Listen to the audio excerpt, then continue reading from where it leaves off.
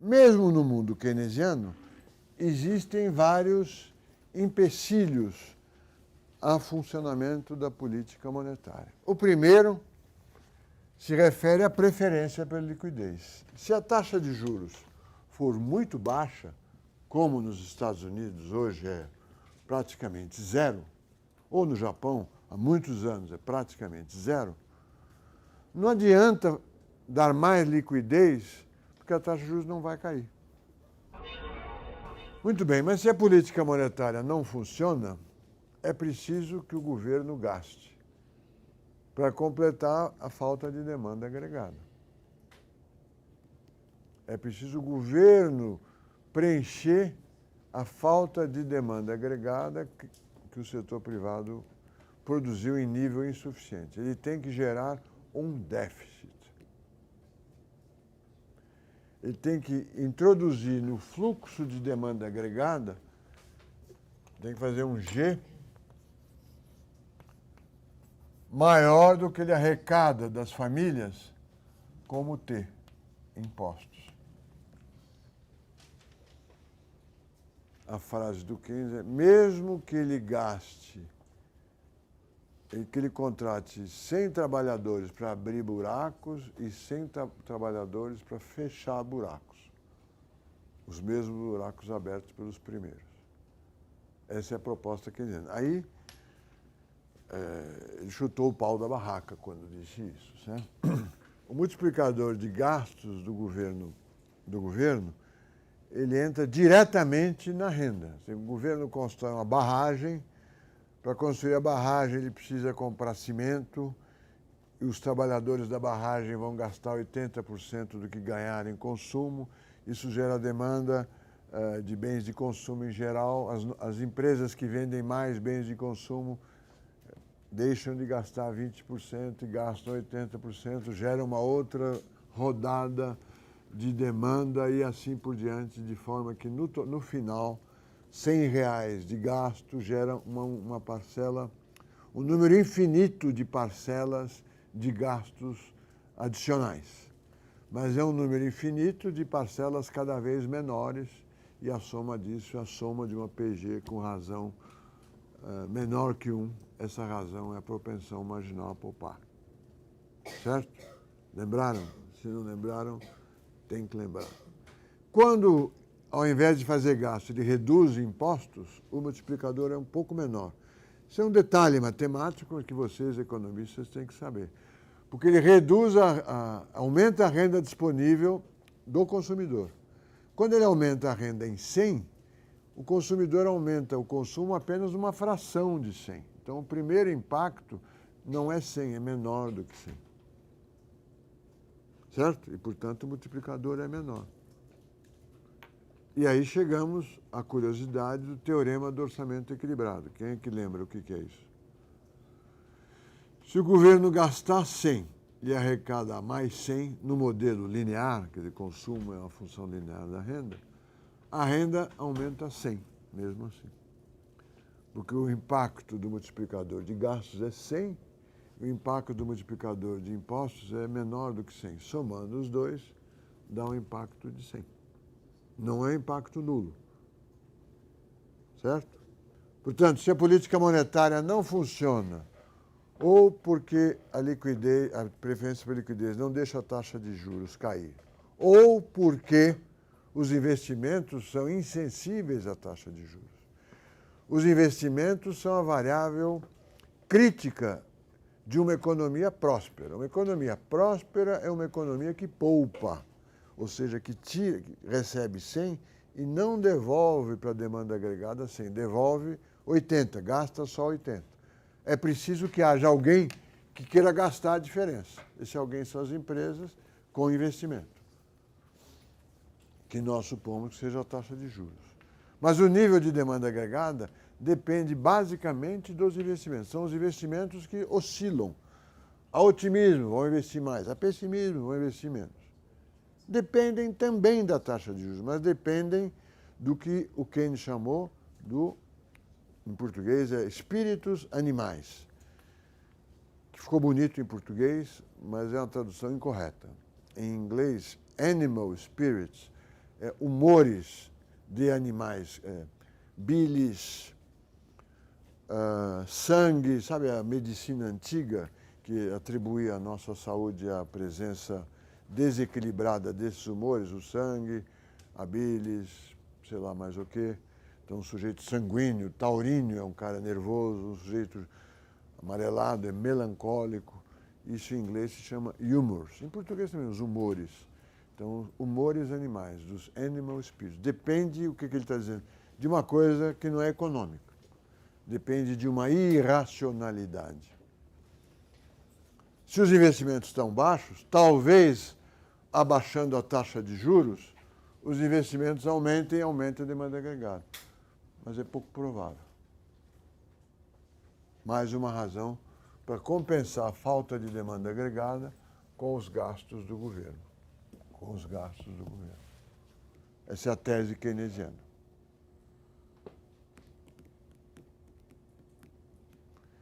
Que aparentemente foi seguida pelo Franklin Roosevelt e foi seguida pelo Getúlio Vargas, mas apenas aparentemente. Na realidade, o Franklin Roosevelt adotou um outro caminho, que foi a desvalorização do dólar, saiu do padrão ouro e depois começou a comprar ouro, para o ouro ficar mais caro e gerar alguma inflação. E foi diferente do que o Getúlio Vargas fez aqui. Aqui ele não fez. Ele tentou evitar o déficit, tentou evitar o câmbio, pelo menos pelos seus diários, mas o câmbio se desvalorizou e o déficit apareceu basicamente pela política de compra de estoques de café. De compra e queima, né, dos estoques de café. E um pouquinho pela Revolução de 32. Mas há reações menos simplistas ao pensamento clássico, ao pensamento keynesiano. Há 20 anos atrás aparece com ênfase no modelo macro o efeito Ricardo. Não adianta o governo fazer gastos, porque se ele gastar mais hoje, todos nós, economistas ou consumidores, sabemos que ele terá que arrecadar mais impostos no futuro. Então, nós não aumentaremos o consumo. Ele aumenta o gasto e nós falamos, vai ter mais imposto no futuro. Então, eu diminuo o consumo agora para poupar, para pagar os impostos no futuro. É uma reação, uma demonstração de que a política fiscal não funciona, uma demonstração heróica, né? Quer dizer, é um exagero imaginar que a maior parte de todos nós consiga planejar poupança hoje para pagar, principalmente para pagar impostos daqui a 30 anos. Mas esse tipo de argumentação aparece, pelo menos em termos de o modelo ficar elegante, aparece nos modelos macroeconômicos mais antigos. Acho que agora já não aparece mais.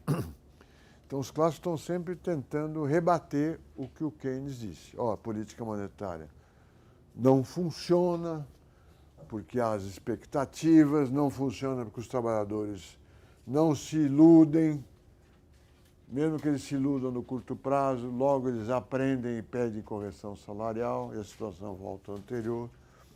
Ao governo não dá para fazer nada, porque se ele aumenta gasto, o pessoal não aumenta o consumo, porque imagina que vai ter impostos no futuro maior. Estão sempre tentando mostrar que a política monetária é, nas melhores das hipóteses, e a fiscal, são nocivas ou inócuas. Nocivas porque interferem no livre funcionamento da economia. Inócuas porque você gasta dinheiro e a economia não recupera o emprego. Certo? Falta abrir a economia e ver o que acontece. Vamos considerar o modelo ISLM numa economia aberta.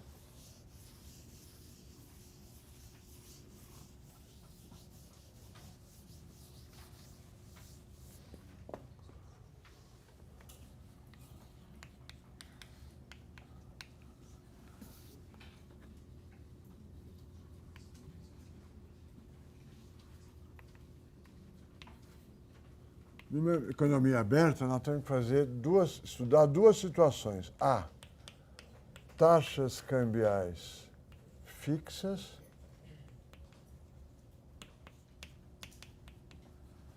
vamos dizer que é o regime até 1971. 45,71.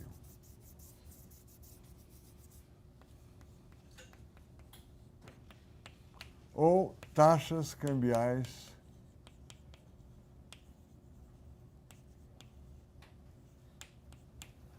flutuantes. Vamos supor que o governo queira aumentar a demanda agregada, só que agora ele está numa economia aberta que pode estar no regime A ou no regime B. Vamos começar com o regime A.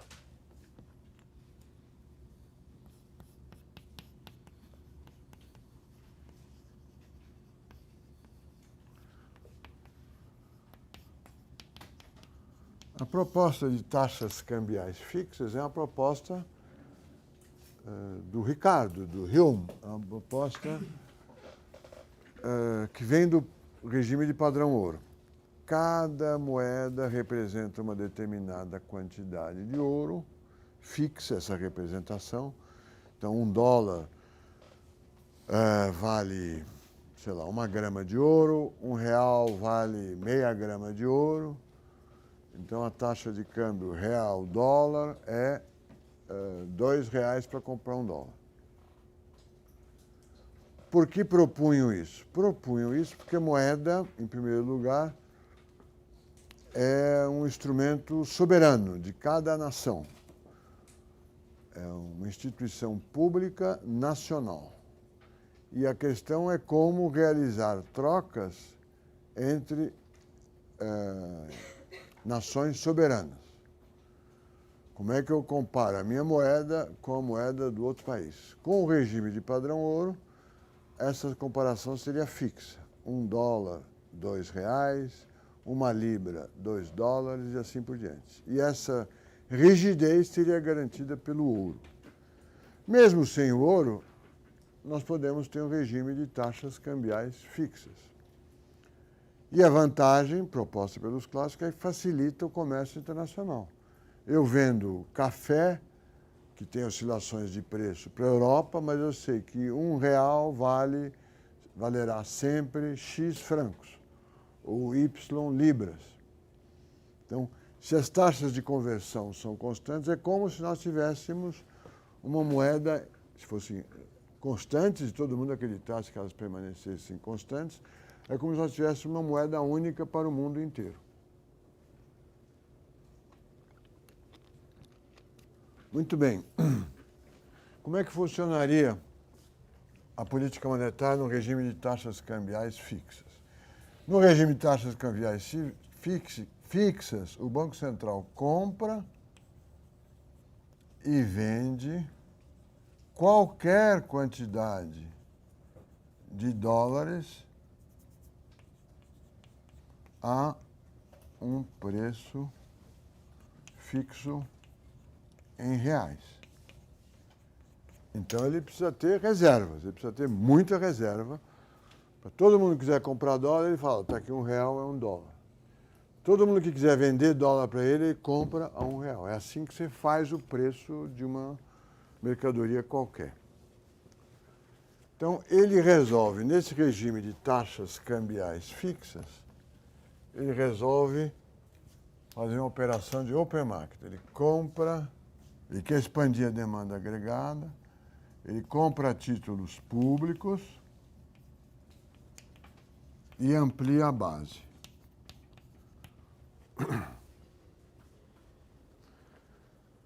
Nós sabemos que ele afeta, a política monetária afeta a demanda agregada através de um mecanismo, a taxa de juros. Só que num regime de taxas cambiais fixas, a taxa de juros de um país qualquer, o Brasil, por exemplo, vai ser igual à taxa de juros internacional, mais um prêmio de risco, porque o Brasil não é igual à Suíça, mais a expectativa de desvalorização cambial. Então, se eu tomo um empréstimo em dólares, aqui no Brasil, eu tenho que ter alguma expectativa sobre qual vai ser a taxa cambial que vai prevalecer quando eu for pagar o empréstimo de volta. Eu tomei 100 dólares emprestado, custou 100 reais. Se eu acho que o dólar vai desvalorizar, quando eu for pagar, eu vou pagar 200 reais, se desvalorizar 100%. Num regime de taxa de câmbio fixa, em que todos acreditem, a expectativa de inflação, de desvalorização do câmbio é zero. Porque o governo garante que o câmbio será sempre R$1, $1.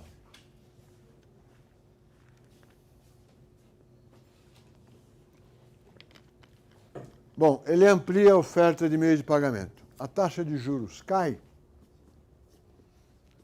Se for um país pequeno, com mobilidade de capital, cai? Não. Por quê?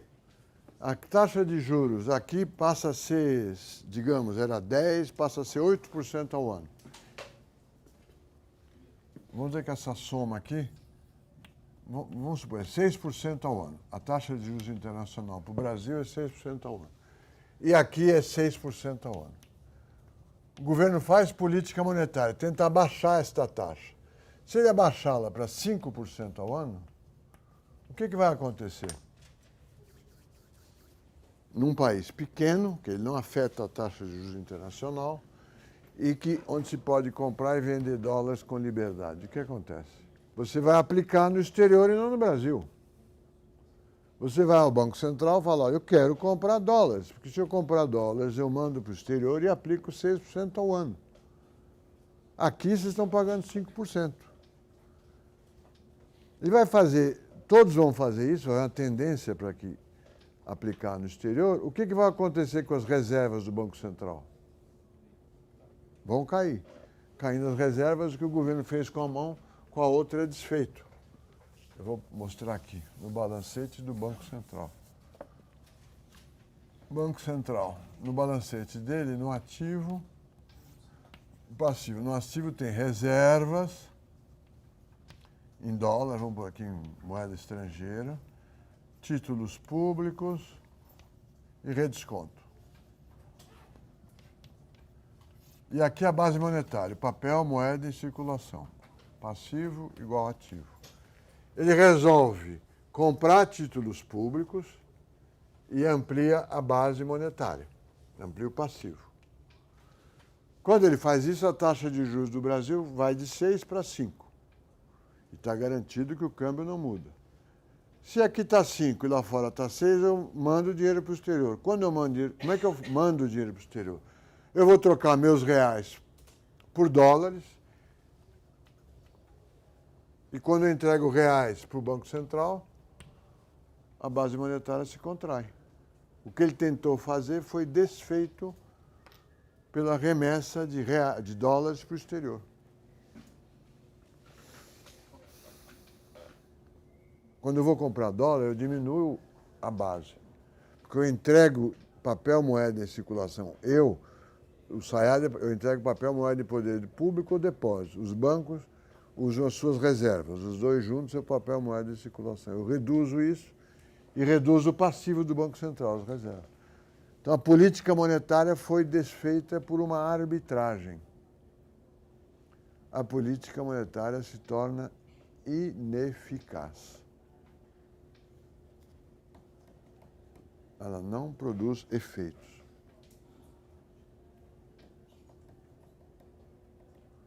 Aliás, é essa a ideia dos proponentes do padrão ouro. Os proponentes do padrão ouro estão vindo de um período, vivem num mundo de moedas metálicas. Vivem no mundo de moedas metálicas que 200 a 300 anos antes era um mundo de duques, barões e senhores feudais, que volta e meia manipulava a quantidade de ouro em cada moeda. E é contra isso que se coloca a proposta de padrão ouro. A quantidade de ouro em circulação tem que ser independente do senhor da época, do senhor feudal, do governador, do político e assim por diante. A quantidade de moeda é independente ou não pode ser afetada pelas decisões do Poder Executivo. E a taxa cambial flexível com mobilidade de capital garante o mesmo resultado. Não é possível fazer política monetária com taxa de câmbios fixas e mobilidade de capital. Tá certo? Mesmo sem o ouro, você obtém o resultado do ouro. Agora vamos ver o regime de taxas cambiais flutuantes. Aí, os resultados da política monetária são muito poderosos.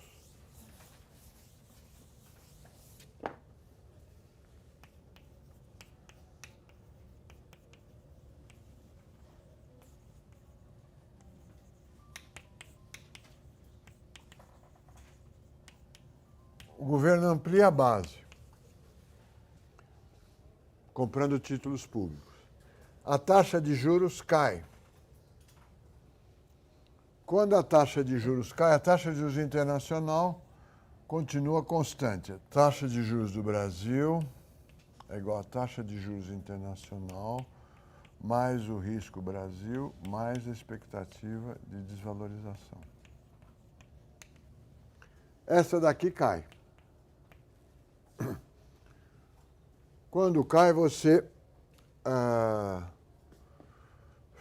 manda dinheiro para o exterior, o câmbio desvaloriza.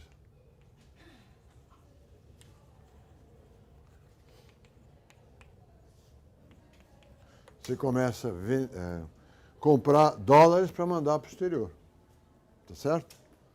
Há uma grande demanda por dólar, o preço do dólar sobe. Quando o preço do dólar sobe, a taxa cambial sobe, incentiva as exportações e desincentiva as importações. A demanda agregada tem um impacto adicional. Olha, C mais I mais G mais X menos M. Isso aqui é a demanda agregada. O governo faz política monetária, abaixa a taxa de juros, que aumenta o investimento, e aumenta o saldo do balanço de transações comerciais. Então, há dois impactos sobre a demanda agregada. A política é extremamente poderosa. O pensamento keynesiano, transformado pelos clássicos, que virou o pensamento neoclássico, teve como adversários, o que a gente vai ver na aula que vem, os monetaristas.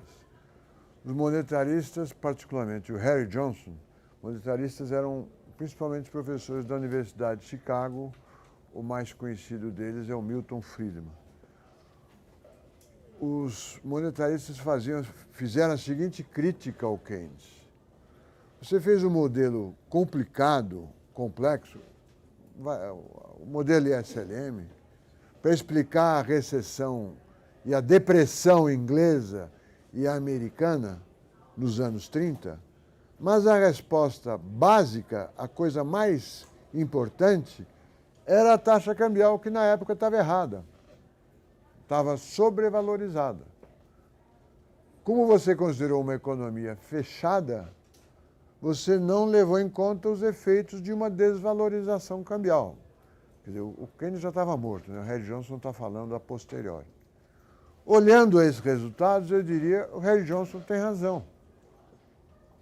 Tanto que a Inglaterra, quanto os Estados Unidos e os outros países, a França, a Alemanha, saíram da depressão com a desvalorização cambial. Foi o evento mais importante do que os gastos do governo. E é um evento associado à política monetária. Quando você libera a política monetária dos grilhões do padrão ouro, há uma desvalorização cambial, há alguma inflação que faz com que a economia se recupere. Foi assim a história da recuperação da economia mundial a partir de 1932. Foi feita uma política de crédito expansionista, que só é compatível e só gera resultados se a taxa cambial for flutuante. Se a taxa cambial for rígida, você perde reservas. O Keynes propunha a liberdade da taxa cambial, a flutuação da taxa cambial, ou o fim da vinculação entre moeda e ouro. Ele propunha isso, não tem dúvida. Mas, na sua teoria, isso não aparece. E o Harry Johnson 50, 40 anos depois, está dizendo, não precisava ter uma teoria tão complicada como a teoria que eles acham complicada, como a teoria keynesiana. Bastaria fazer um modelo de economia aberta onde o papel da taxa cambial ia se mostrar relevante e ia resolver a crise inglesa e a crise americana. Tá certo? Os monetaristas sempre defendem teorias simples. Eles adotam como metodologia o positivismo instrumental, ou seja, não tem importância a hipótese que você faça. Todos maximizam lucros. Não é uma hipótese verdadeira, não tem importância que o resultado é bom. E a teoria simples, eles preferem a teoria complexa. A teoria simples que eles advogam é a teoria quantitativa da moeda. Então, o Harry Johnson está dizendo, por que abrir mão da teoria quantitativa da moeda e fazer esse modelo aí complexo, se com a teoria quantitativa e uma hipótese de taxa de câmbio flutuante, teríamos resolvido o problema da depressão inglesa, americana e de outros países da Europa. Ele tem razão. Saímos da crise de 30 pela desvalorização cambial com expansão de crédito, pelo fim do padrão ouro e não por uma política fiscal ativa, que ocorreu, mas não foi a protagonista da recuperação. A menos de quando começa...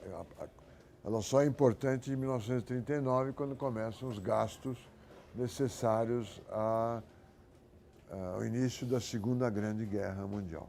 Um ponto que eu não tratei, porque eu tratei mais da política monetária, mas é um ponto importante da discussão.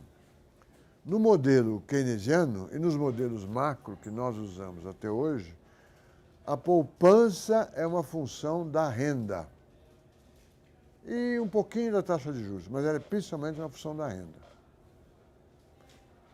Os clássicos veem a poupança como uma função da taxa de juros. E essa discussão, esse debate prevalece nos dias de hoje. Há quem defenda a política de juros altos do Banco Central, dizendo, não, somos um país pobre, temos que poupar muito. Há uma inconsistência lógica em dizer que a poupança é a função da taxa de juros.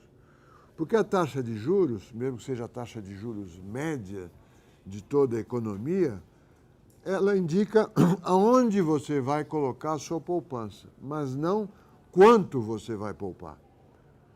Se você acha que a taxa de juros é baixa, você pode poupar comprando uma casa para aluguel, um laptop novo, trocando o seu carro, todas são formas de poupança.